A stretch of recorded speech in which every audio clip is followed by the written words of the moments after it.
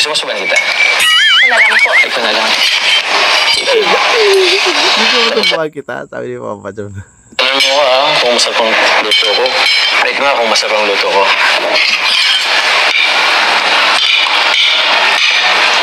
Nakaban kasi ako eh. Kasi dito lang ako naluto. Pero para sa'yo.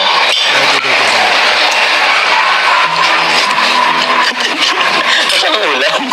Sige. Ito niluto ko rin to. Ano mo rin? Tikman mo rin. Kumusta anong lasa? Masarap ba? Lasang hotdog po.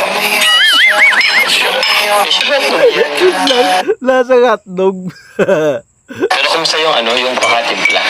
Hindi naman po ito tinitimpla, piniprito lang. Ang barado. Di ba ito titimpla, piniprito? Ay, sabi yan. Ako ito. Kasi ito, piniprito lang yan kasi hotdog yan. Sabagay, hotdog lang.